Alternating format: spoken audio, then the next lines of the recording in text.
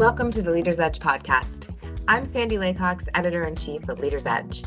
Our readers tell us all the time how much they love the personal interviews we do of industry executives, our famous back page in the magazine. Well, we've been listening and are now bringing you these conversations in their longer form via a new podcast series. Our longtime personal lines writer and associate editor, Chris Hand, gives you a peek into the fun and thoughtful conversations he is having with some of the most successful people in insurance.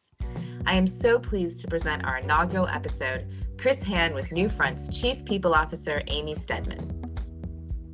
I'm pretty sure this is, you are the first Chief People Officer I have ever interviewed for one of these personal lines. I'm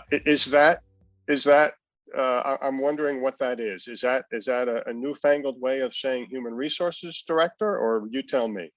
It is, and I don't know how newfangled it is, but yes, that is what that represents, and perhaps maybe a new view of human resources is tied to that.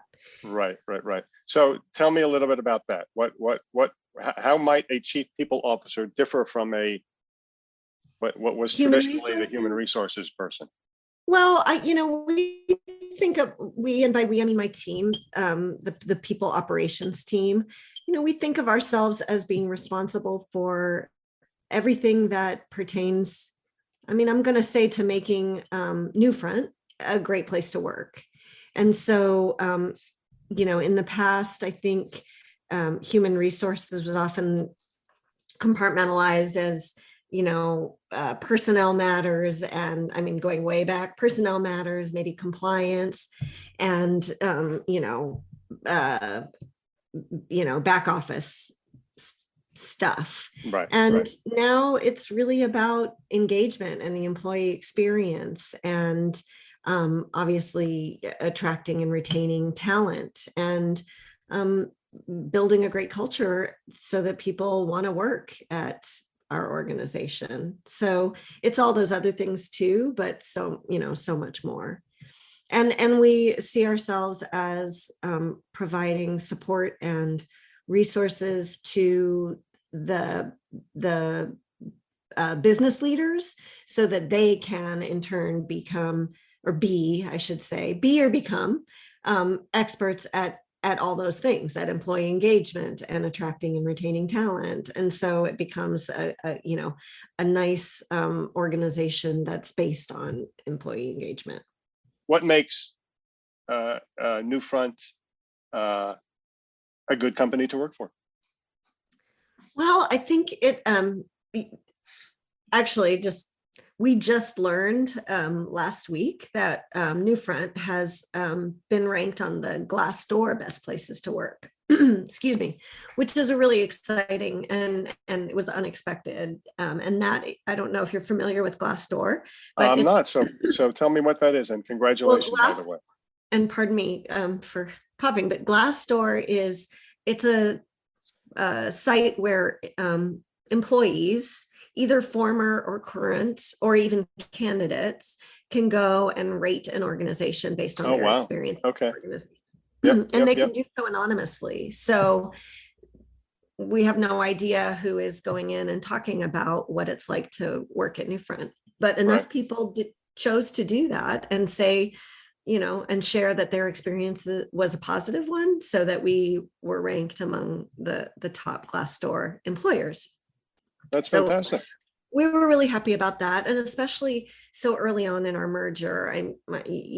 You're probably aware, but ABD and Newfront merged in August, and we're still bringing the organizations together and in an exciting way. And so that was heartening to get that, to see those accolades and hear from our employees that they feel as good about the merged company as they did about their previous legacies. And so to answer your first question about, what makes an organization a good place to work, I think it's an organization with leadership dedicated to the culture at its core. And I can say that that is true of Newfront. And maybe even going one further to say that leadership and team members that believe culture is a differentiator for success. And that is true at Newfront. Okay, let me ask you about that. When you talked about dedicated to the culture at its core, tell me what distinguishes Newfront's culture. What defines it? When leadership is focused enough on culture to make it a differentiator, it can really, I think it makes all the difference, from a success perspective. So, what I think is different about Newfront is that we are focused on bringing people in a way that they can do the best work, hopefully of their lives, but certainly of, where they are currently in their career. And, by providing the support, by providing the investment in their development is really key. And we hear a lot about that being important to professionals. By providing good managers and good relationships. And when I say provide, I mean, we invest a lot of time and energy, in making sure managers are focused on their people. Like a good manager is a really important piece of an organization. And then finally, I think another differentiator is flexibility. And we've heard over the years, and never has it been so, front and center as during this very strange pandemic, that flexibility it doesn't just make work, amenable or easy. It actually allows people to lean into doing the work the way they can be their best. And so we've really adopted that as key to how we work with our folks. Well, I guess it's somewhat related. Let me ask you, I'm looking behind you and I'm guessing that you're working from home. I am working. How have you and how has your company coped in the age of COVID? It's not been easy, and there have been some opportunities. And so to the extent that we could look at it as an opportunity, we've really tried.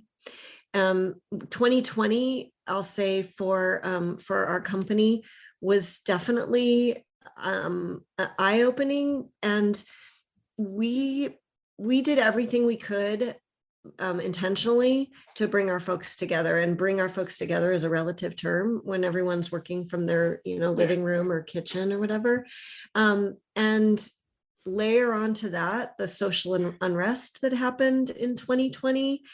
I can honestly say, Chris, looking back, it actually brought our company together. It brought a lot of our employees into a space where they were even more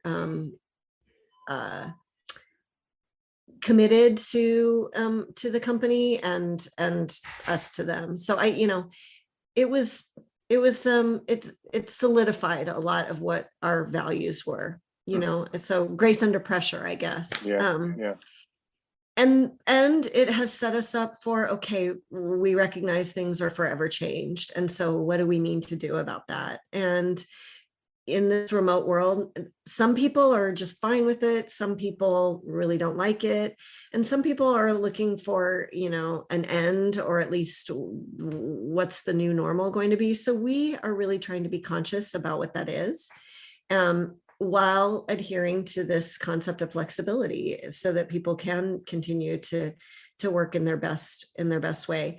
We adopted what we call the 4 C's, Chris, so that we're going to use our office space when it is safe and appropriate for everyone to come together to connect, to create, to collaborate, and to celebrate. So the 4 C's are kind of what we're hanging our hat on for bringing everyone together, recognizing, as I said, things are probably not going to go back to the way they were. That has to be especially complicated for someone like a chief people officer, who you must be dealing with all sorts of issues that you just never dealt with before. That's right. There's a bit of crisis management and crisis response. that is part of the role of a chief people officer and my team.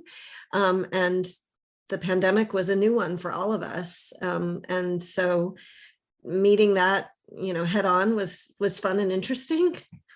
And fun and interesting experience that you wouldn't want to repeat.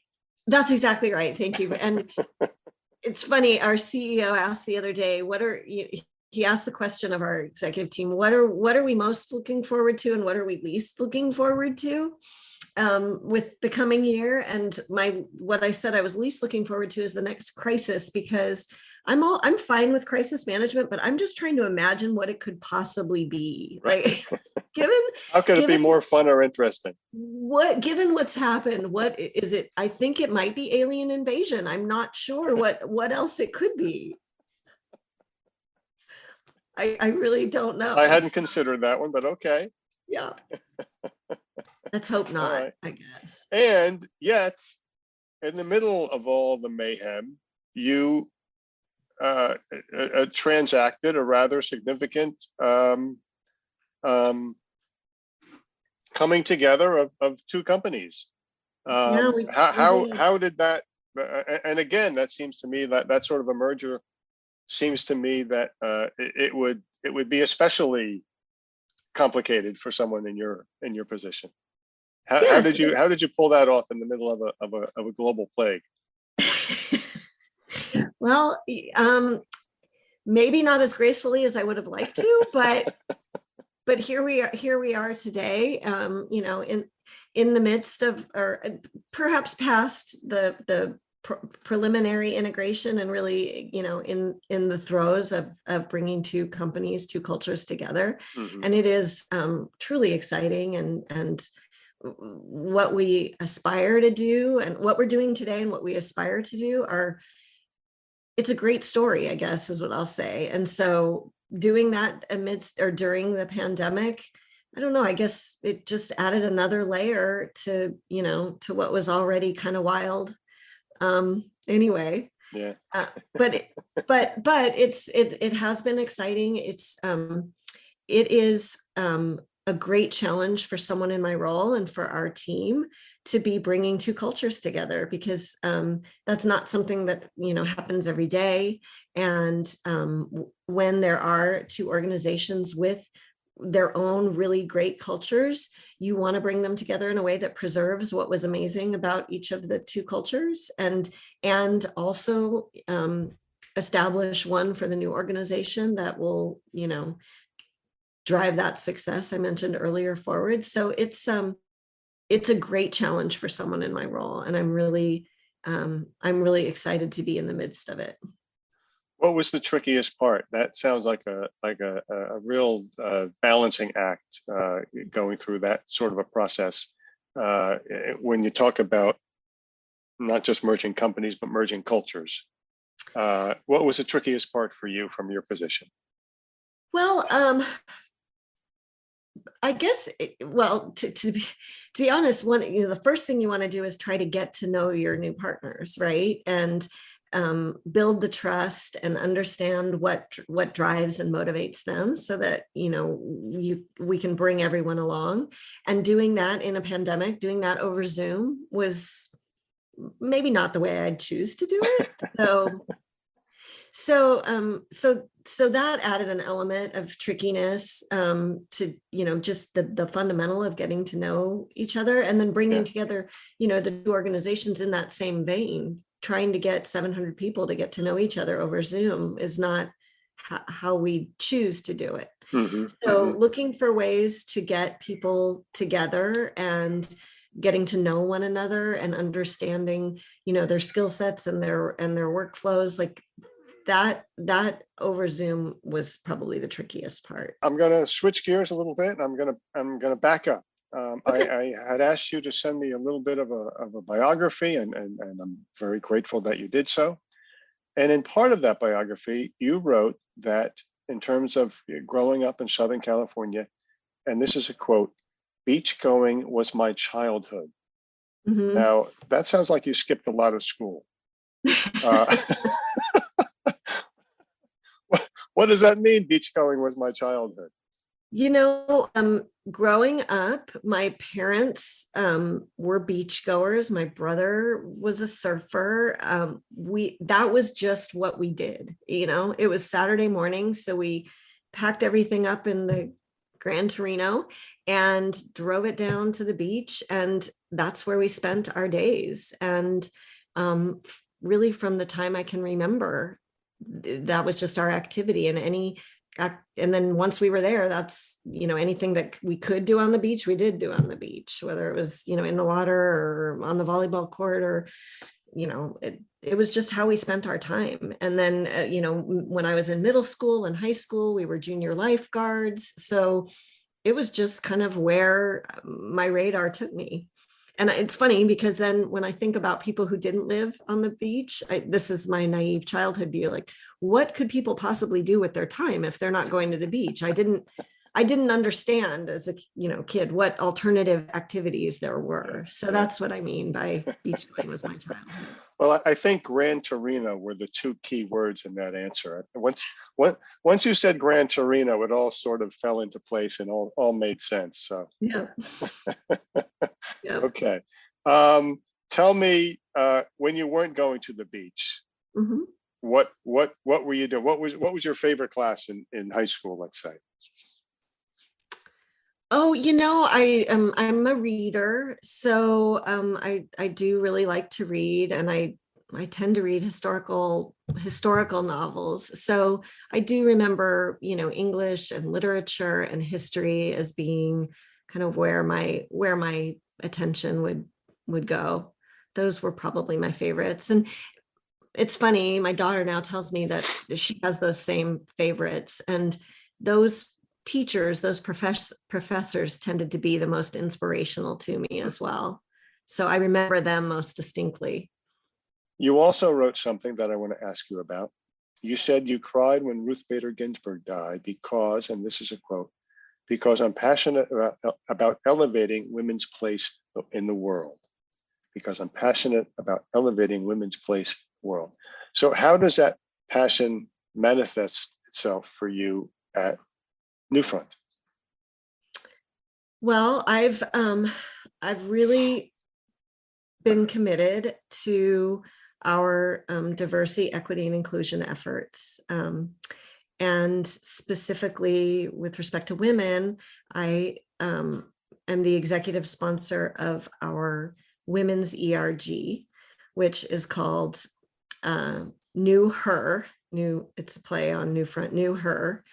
And I worked with two colleagues whom I admire so much, Sarah Schwartz and Christina Varner, who are the co-leads of that ERG. And we were the initial ERG in at our legacy company. And so I am committed to spending my time and energies making sure that women are a part of that ERG, and that ERG has influence for our entire organization and can make a difference. And so when I think about specifically we elevating women, we really are trying to turn attention to sponsoring women. You may have read, and this is certainly not my saying, but women are over mentored and under sponsored. And so I really want and am passionate about making sure that the women in Newfront are sponsored so that they can grow in their career and they can be elevated, not just at Newfront, but in our industry, and then, preferably more broadly. And when you say sponsored, tell me what that means. That means sponsoring someone is not just telling them what they should do or how they should change, but sponsoring is representing them when they're not in the room.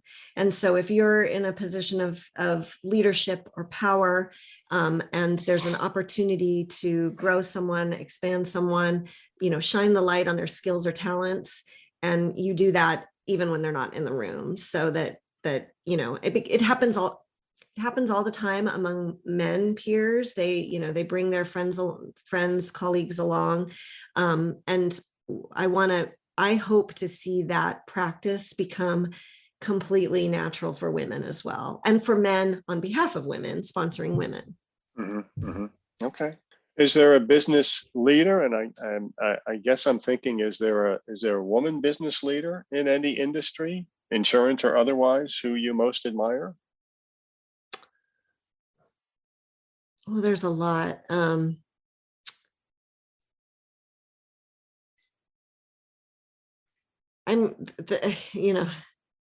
Sheryl Sandberg comes to mind. But you know who when you ask the question, who really popped into my head is, I don't know if you're familiar with Carol. Am I going to get her name wrong? Shoot, Dweck, Carol Dweck. She's a professor at Stanford.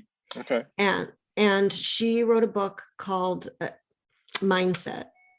And I read the book, to be honest, when I was early stage parenting, when I was trying to be a better parent. And her theory is that you can either have a fixed mindset or a learning mindset. And that having a learning mindset means that, you're not limited in what your skills, or you're not limited in your own skills. You can always learn and grow and build more. And she wrote it and I read it in the context of parenting, but it's so relevant to business, because if you're in a business and you have a fixed mindset and you think that, whatever your current intelligence or your current skill set is all you have, then you're so limited. And so I love the idea of, a learning mindset. And I think in my role and our industry and our organization has a collective learning mindset. It's just, the sky's the limit. Mm-hmm, mm-hmm. Did it make you a better business person? Yes, I think having that learning mindset is crucial. And, it helps with, I'm going through a merger, for example, or getting through a pandemic, or, disrupting an industry. If you think that you can learn more and change, and you're always open to that, I think it makes all the difference. How about as a parent? Definitely as a parent. I've found myself saying to my daughters, they're older now, but I've never been the parent of a 17-year-old before. So I'm learning as we go here. And when you kind of take on any challenge with that in mind, then it gives you a little bit of grace. You can figure it, if I make a mistake, I'll learn from it and I'll do something different the next time. But it also brings everybody to the same page that we can learn these things together as we go. That was Leaders Edge Associate Editor Chris Hann and Newfront Chief People Officer Amy Steadman. I hope you enjoyed this inaugural Personal Lines episode, and we can't wait to bring you the next one. Tune in at leadersedge.com.